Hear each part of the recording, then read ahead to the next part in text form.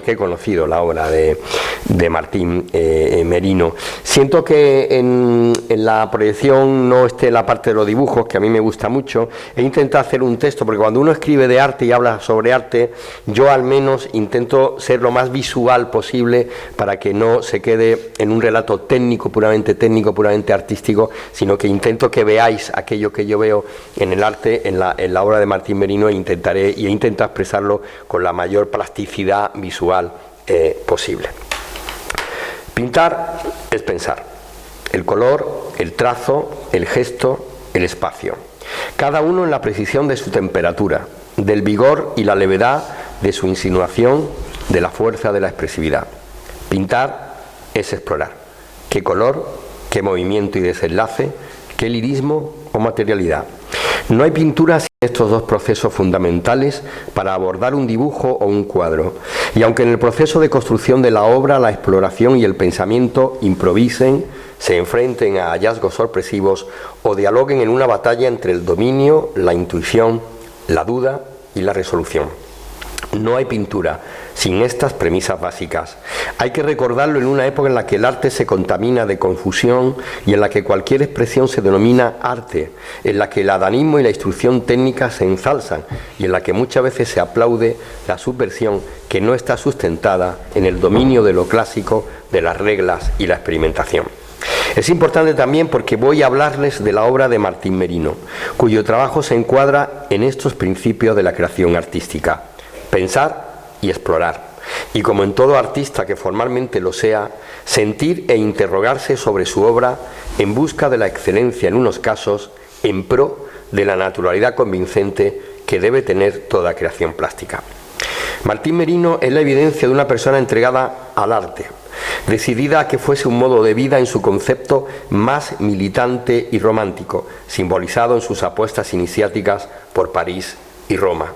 Una actitud y una brújula ante el mundo y su itinerante educación plástica, y en su defecto que el arte fuese al menos, y es mucho al decirlo, el hábitat de encuentro entre el impulso creativo, el camino propio de la expresión de la mirada y, como fue en su caso, también el rigor académico que dota de magisterio el conocimiento amplio y específico del arte y la docencia de la naturaleza artística.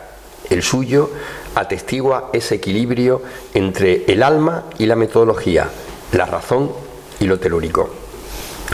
Polifacético, Merino no dudó en hacer mano en todas las disciplinas y soportes.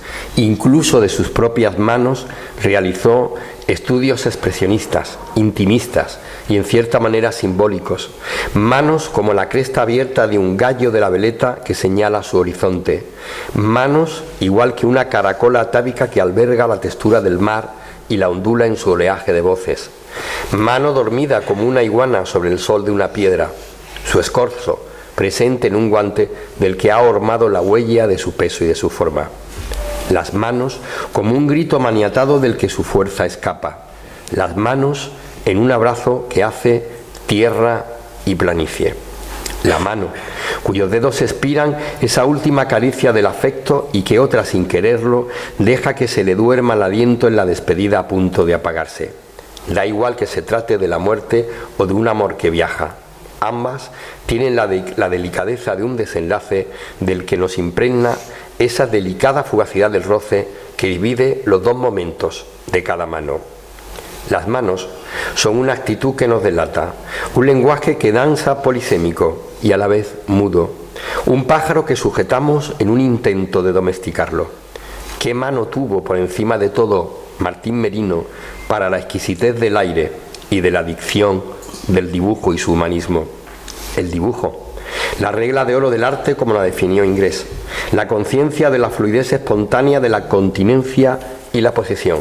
Es para mí lo más determinante de Martín Merino, que entiende del dibujo la hipnosis y la poesía de su frescura, la precisión de su fragilidad, ese instante fugitivo que tiene la línea en el análisis y la creación de la forma y del volumen, su fuerza de insinuar lo invisible a través de lo inacabado.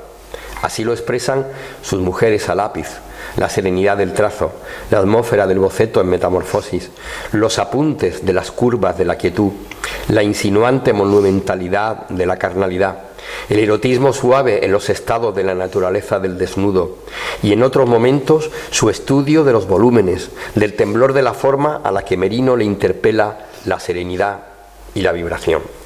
Tiene Merino dibujos amantes, acrobacias gimnásticas, maternidades, feminidades del paso del tiempo, sombras, escorzos, y en cada dibujo lo que le importa a él es la brevedad y la convicción de la línea, de la que queda una huella indeleble, sugerente, eficaz en su lirismo.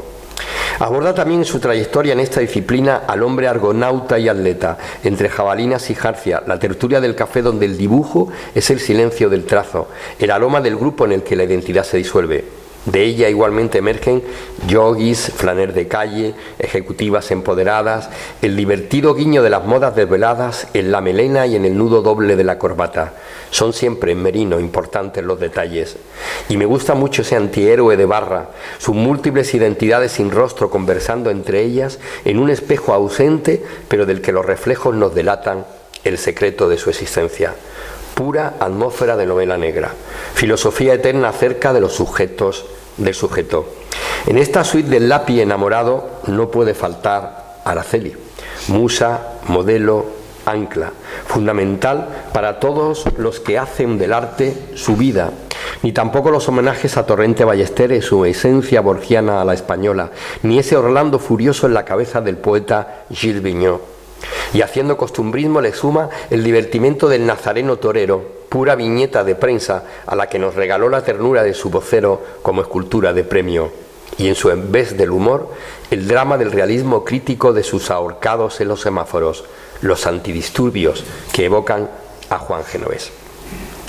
El ejercicio plástico de Merino no fue ajeno a la tentación del color y sus contrapesos, a la estructura del cuadro, a la composición de fuerzas, a la pintura contenida en su gestualidad, expuestas en su obra abstracta para la que eligió el óleo como materia y campo magnético, enfrentándose con austeridad a los peligros de la efusividad artificial del color, de la seriación y de la mancha como elocuencia. No son sus cuadros, ya los están viendo, pinturas hieráticas. Se preocupan por una pincelada que, siendo lírica, no esconde su estudio de la geometría que delimita fronteras y a la vez las permea, componiendo alianzas y expandiéndolas a la vez.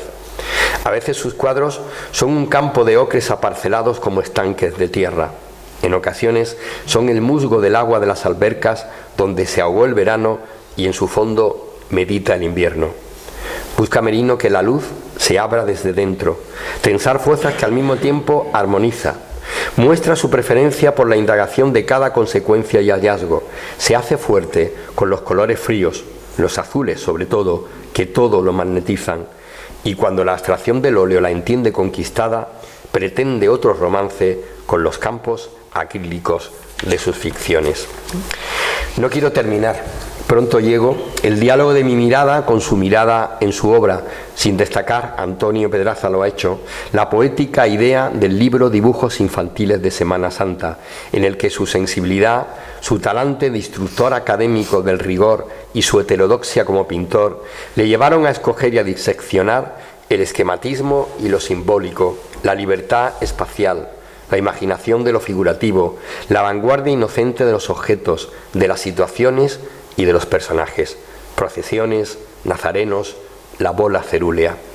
Dibujos con los que la infancia manifiesta la soltura del lápiz sin corsé alguno, ajena a la geometría disyuntiva, al sistema diédrico, a la perspectiva cónica y a la proporcionalidad de las que Merino fue un catedrático excelso, para hacer un realismo descriptivo con mucho de realismo mágico. Creo que además de los volúmenes en los que Araceli González ha aterosado cariñosamente su producción y su arte, este libro desvela y expresa la mirada, el talante y el talento de Martín Merino, esa libertad de mirar el arte y de ejecutarlo más allá de sus reglas y de sus costuras, porque lo que importa es la pasión, la mirada, y espero que haya quedado claro en mis líneas, la mano, su mano. Gracias.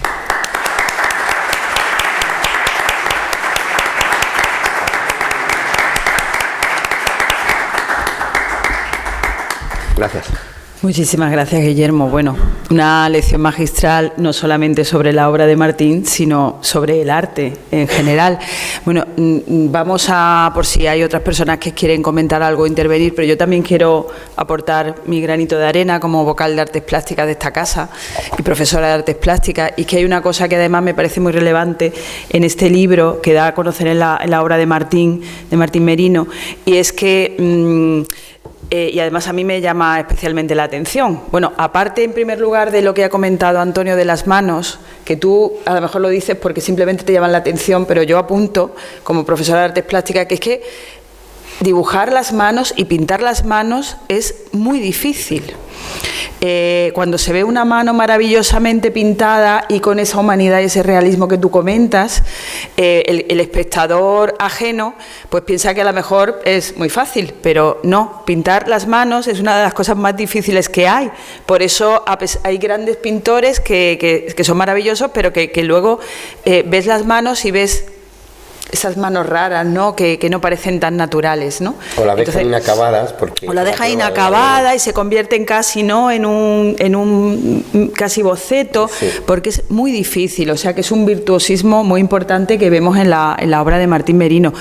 Y luego lo que yo me refería, que además creo que se ve muy bien en el libro, es su paleta de color, cómo evoluciona. A mí me llama la atención porque en las obras de los años 60, 70, incluso 80, y sobre en las obras al óleo, la paleta de color tiene muchos ocres, como tú bien decías, ¿no?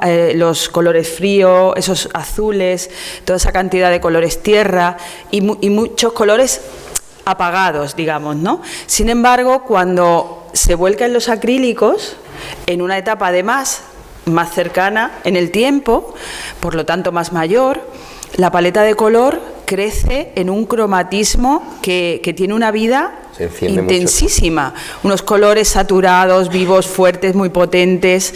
Suele ser al revés, ¿no?, de lo que suele ser habitual en los artistas, pues que a medida que van aumentando en la edad, pues la paleta de color se vuelve más seria o más plana, ¿no? Y en cambio en Martín Merino es justo al contrario, la paleta de color se intensifica en saturación, en fuerza, en energía, en colores puros, ¿no? Y a mí eso me parece muy peculiar. Pues hay pintores que le pasa. Alvarado, por ejemplo, también hace ese viaje de lo frío a lo cálido, ¿no? No es tan dogmático.